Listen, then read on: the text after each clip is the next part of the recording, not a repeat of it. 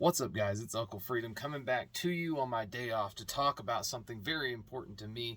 We've been talking about medical gear. I've been on a bit of a kick lately because I feel like it's something super important that I need to get out to people so that you can either be practicing, seeking out training, asking questions, and trying to get the gear that you actually need to save a life if that need arises. But I figured we'd look at a couple of pieces of kit, one of which I talked about in some of the previous videos, both of which are from Live the Creed. They're pretty awesome stuff, and I am freaking stoked on them. So first up here is the Live the Creed Pocket Trauma Kit. I found out about this because of Prep Medic. I am a huge fan of Sam. We have the same name. Damn right. Because that name's cool. Anyway, I'm a huge fan of some of his stuff, and he talked about this, and I really like what he does. We have a lot of the same backgrounds. I'm a lot older than him, so I mean, I've been in the game a little longer, but we have some of the same background. One of the pieces he talks about all the time is the Live the Creed Pocket Trauma Kit.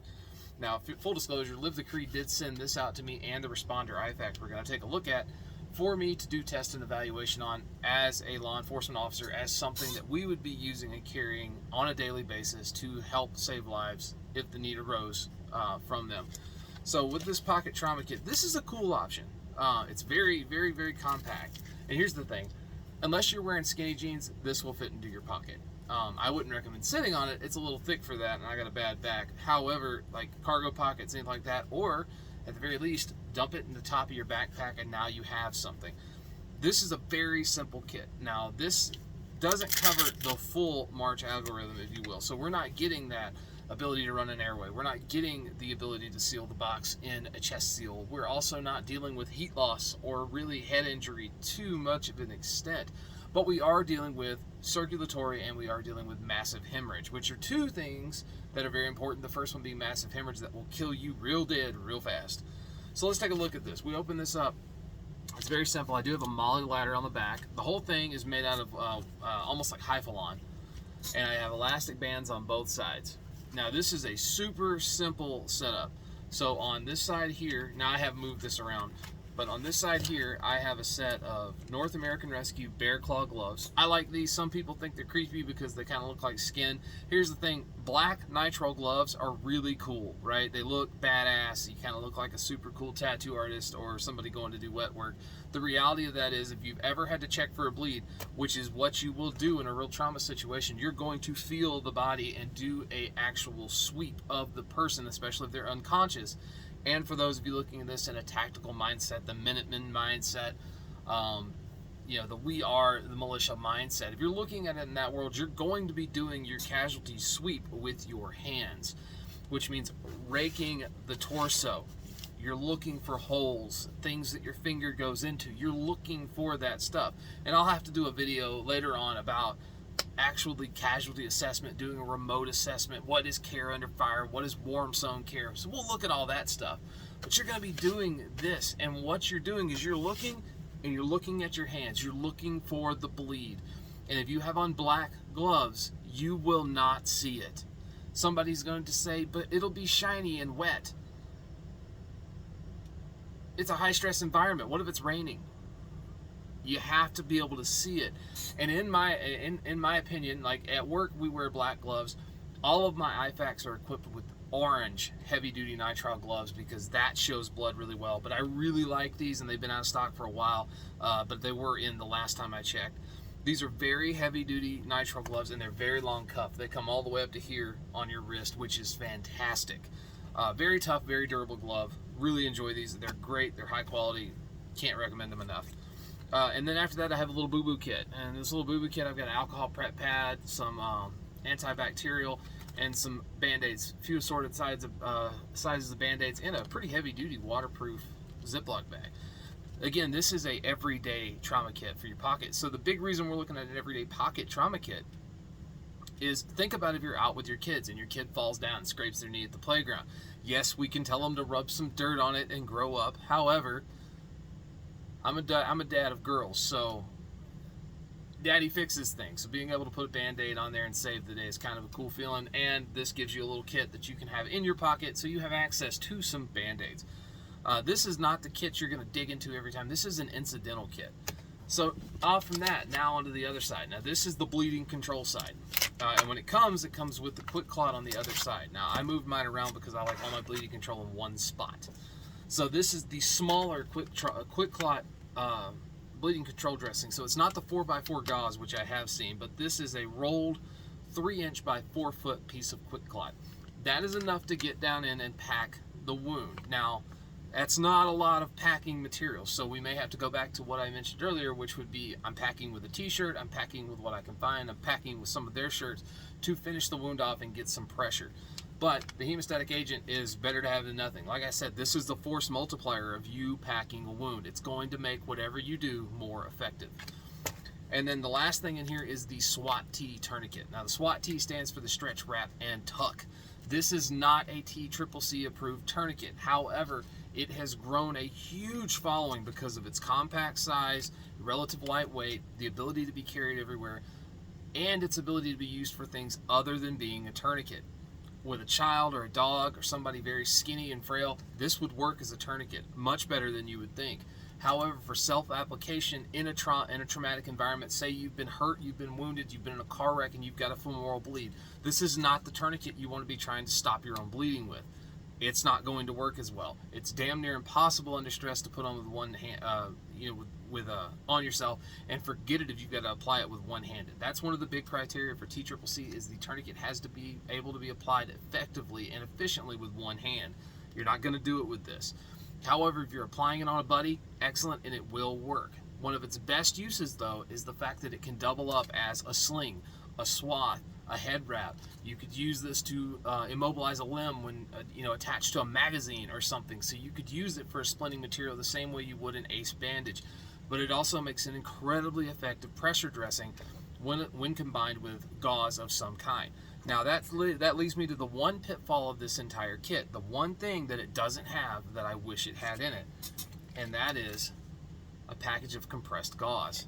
That, or even a rolled 2-inch gauze that you could flatten down in a vacuum sealer, something, but gives you that ability to be able to effectively pack that wound. Good pressure on there, good packing inside of the wound. So if you added some gauze to this, it's pretty much a no-brainer win situation. Now, these aren't cheap. They're going to set you back about $90. They come in a bunch of different cool colors. Black works for me, though. Law enforcement works out great. But this is a really cool setup for what it is, and it's a great way to carry just the essentials to stop the bleed in your day-to-day life. Now, we're going to look at piece number 2. And this one is sent out to me. This is a work belt for me, one of the work belts. This one is in Ranger Green for a different situation, but same deal. We'll go over this setup a different day if you want to see it. This is the Live the Creed Responder IFAK. Now, I have not torn this guy apart yet. As you can tell, the tourniquet is still within the wrapper. So I'm going to be doing that. I'll do it in another video where we talk about how to properly stage a tourniquet, because staging is super important. If you just got the damn thing in the plastic, or just wrapped up like you took it out of the plastic, it's not going to work as efficiently as it could if you had it set up and properly staged for your largest limb. But we'll get into that in another video. So this is a super, super slimline kit. Very, very thin. And that's kind of the charm of it. But the way this guy works is we pop the clips and I rip this out. And that is my trauma kit right there. This is just a shell. So as far as this is concerned, this is what we're looking at. This is my setup for the trauma kit itself.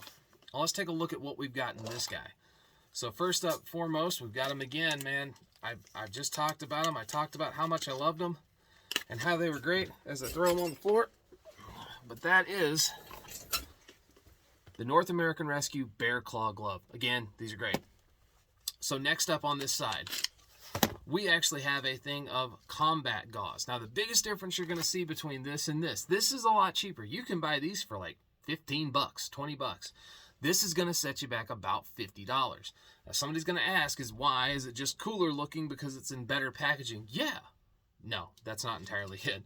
So what we've got with this is essentially the exact same product, but what we have here is this is a 3-inch by 4-foot piece of gauze, and what we've got here is 3 inches by 3.7 yards.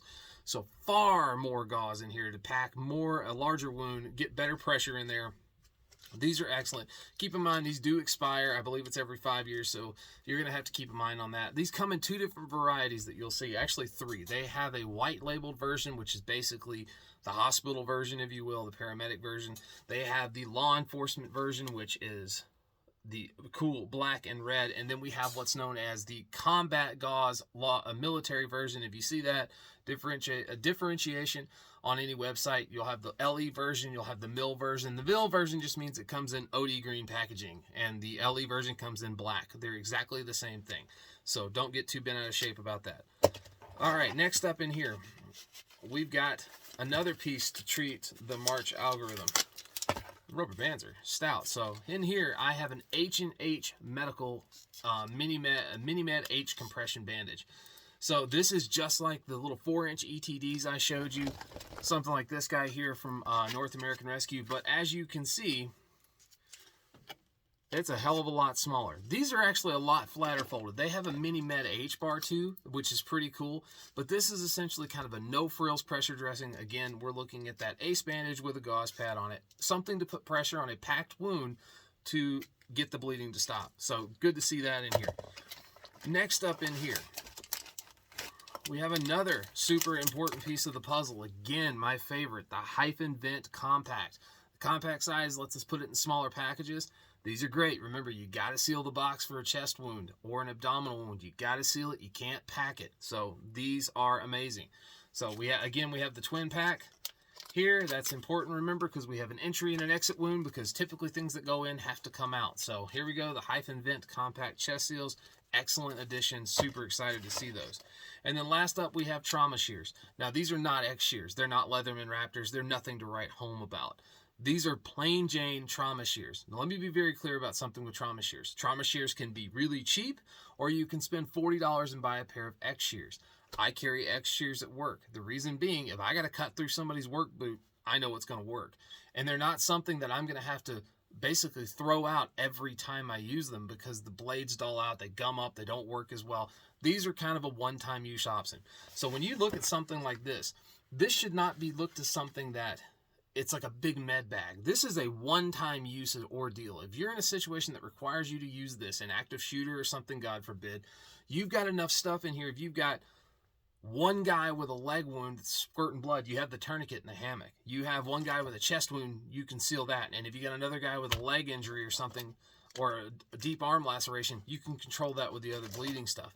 But this is kind of one-time use, and then you're going to have to restock the kit itself. So these need to be treated as a one-time use option. You might get 2 or 3 out of it, but if you go around cutting up pennies and stuff, you're probably never going to really get to use them. If I was going to tell you to upgrade something, I would say definitely get a pair of X shears, even if you just keep them in your bag or on your kit or into your belt. What I'll tell you is they are far bulkier than these smaller options are, so they're not going to store inside of this the way this would. And then last but not least on here, I have a 28 French NPA, nasal trumpet, nasal pharyngeal airway, with a pack of lube on there, because if you lube it up, it makes things easier to do. You could also, if you don't have lube, you could use spit, you could use blood, not your blood, their blood. Please don't cut yourself to use the blood. I feel like I need to say that. Again, we live in the Tide Pod generation where we had to put a fucking warning label on Tide Pods. It's not candy. So the lube will help this work out and help you seal it better. Excellent kit that covers the market algorithm. What are we missing, though? We're missing, again, another thing of gauze to make packing that wound more effective, or treating a separate, not as serious wound. We're also missing a casualty blanket in here, something to prevent that heat loss, to ensure their ability to clot and not undo the work we've done or make it harder on ourselves. I understand, though, in the limitations of something this size, I have everything I need with the exception of 2 smaller things, and I could probably fit this gauze in here if I tried, but it's going to solve that problem, and I'm going to have the ability to run a full IFAK. This guy mounts up on the back of a Molly belt using the Maxpedition Malice clips on here, and then we have a True Blue hammock hanging on the bottom there. I actually have the same squadron material around the elastic band. The elastic band is the full width here. Holds this super secure, and then the tourniquet it comes with is a CAT Gen 7 authentic. I would expect nothing less from Live the Creed. So guys, this is just an initial observation of this. This guy's been run on duty for the last 2 weeks. This guy's been mounted up for a week now, and it's going to get some range time and get some use. So if you got any questions, holler at me. Again, this is Live the Creed. Excellent stuff. A great company. Excellent to deal with. If you got any questions, holler at me. If not, I'm Uncle Freedom. Like, subscribe, do all that fun stuff. Tell a friend. And I'll see you guys later.